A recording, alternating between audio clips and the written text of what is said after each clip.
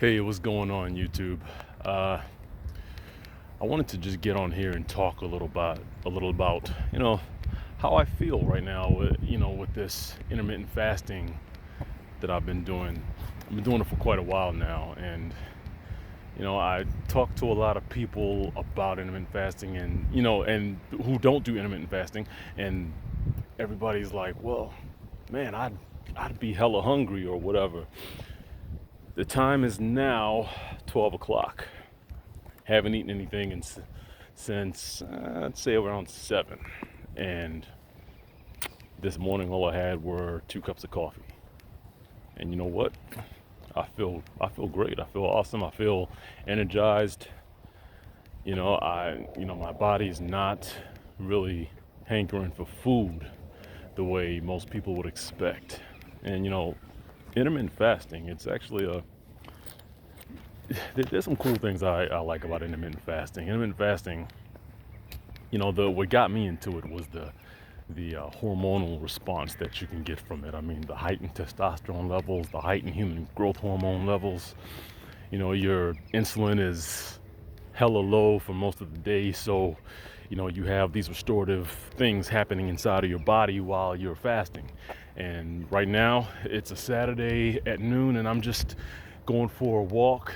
It's April, but I have a jacket on because it's even though it's April, it's kind of cold. I mean, not cold, but it's kind of cool. So just figured I'd wear my jacket. But yeah, guys, the thing with intermittent fasting, if you can get your body to adjust, is some people it's been called metabolic flexibility or metabolic adaptation. I think flexibility is the more correct term for it, but if you can get your body to be more metabolically flexible, you can actually switch to fat burning. And once you do that, you can actually go all day, or you can go and go and go without food. It's amazing. What happens is, a lot of us, when we eat, we're eating 3, 4, 5 meals a day, small meals, whatever, you know 3, 4, 5 times a day, and that has made our bodies glycogen dependent.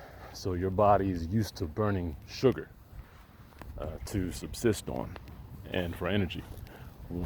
Problem is that sugar is a quick burning source of energy. And when you run out of that energy, I mean, it's glycogen pretty much, and it stores in your liver and your muscles. Problem is, when your liver runs out of glycogen stores, you start to get that hungry feeling, and then you interpret that as, oh my God, I'm hungry, I need to eat. Well, in actuality, you don't need to eat. You just got to give your body a chance to switch over, to learn that there's another energy source in your body. You have to give your metabolism a chance to learn that there is another energy source in your body that you can dig into. And once it learns that there's a whole another room called fat storage, body fat storage, it'll tear into that. And once it does that, you'll notice that you are no longer hungry because you're getting another source of energy. And guys, listen, fat is actually it's a cleaner burning source of energy than sugar is.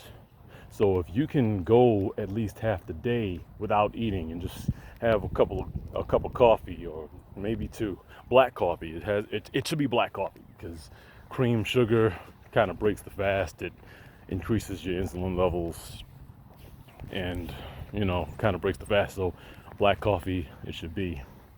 If you can do that, I forget my point that I was trying to make. But if you can do, yeah, fat. If you can do that and burn your own body fat as opposed to the sugar that you get from the food you eat, you'll notice the change in your body. You'll notice the change in your appearance even. And I don't know if you guys can see me too well. I'm sorry. I apologize, because the sun is like it's blocking out a lot. But just try to bear with the message. If you can do that, you will notice a difference in how you feel, because you're burning fat as opposed to sugar. Fat is a more Fat is a more sustainable, slower burning, and therefore constant energy source, you know? So, I would encourage everyone to try it. I mean, I got into it, wasn't too sure about it. I said, let me give it a try, you know? Push come to shove, I could always go back to whatever it is I was doing. And by the way, I mean, I've always thought that I've always been a healthy eater for the most part. I mean, I've been a vegan for about 20 years, a little bit over that now. And, just thought that, hey, this is good stuff. But when I got on intermittent fasting, to me, that's even more powerful. I'm still a vegan, so I pretty much, I eat within my 4-hour window.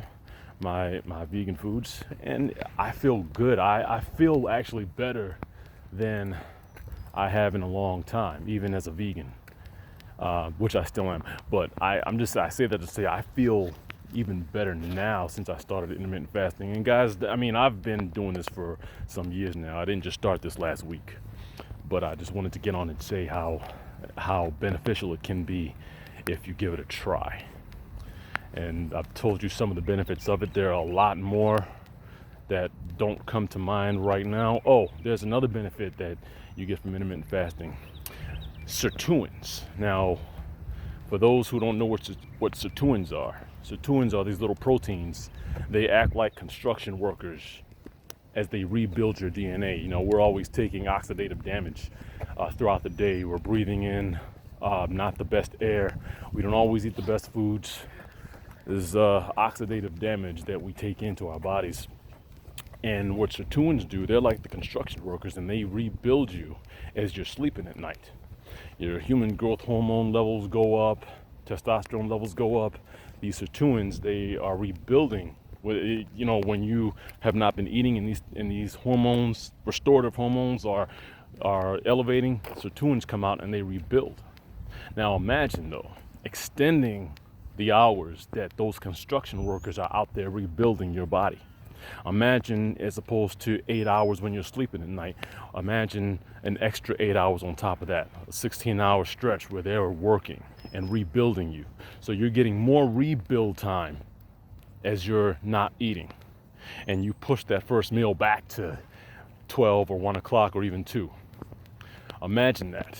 So that's what they do to your DNA. They're rebuilding your DNA, and that's one of the coolest things that I found about fasting, because I like the idea of being rebuilt, for a longer period of time.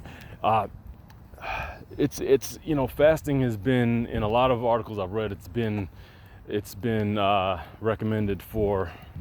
I wouldn't say recommended, but they put anti-aging and fasting pretty much like hand in hand. Like it's good for anti-aging because you have a caloric restriction, and there's studies with rats and all that. I'll get to those later in later videos, but there's studies with rats where they decreased their caloric intake by 30% and their life expectancy increased by 30%. So I thought that was pretty cool. And it's a good way to control your weight too. I mean, as you get older, keep in mind, when you're a kid, you're actually growing. Your building is being constructed, so it makes sense that you ship in building material more often, i.e. food, sustenance, nutrients, because you're building. But when the building is built, i.e. when you're finished growing, you're not going to grow anymore.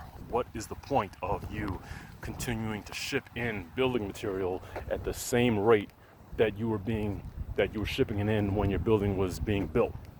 It doesn't make a lot of sense, right? Because you have all this extra building material around you now that you're not going to do anything with, i.e. being overweight, having too much fat storage, obesity. So that's another cool thing about caloric restriction, but in the intermittent fasting way, not the regular way where you have breakfast, lunch, and dinner, but you just eat like a bird, but the intermittent fasting way where you have no calories for a portion of the day. That's the best way to do it. So that I thought was pretty cool too. But anyway, I just wanted to get on and share some of what I had learned and what pretty much turned me on to intermittent fasting and why I wanted to do it so badly. Well, not so badly, I just did it. And yeah, you guys have a good rest of the day.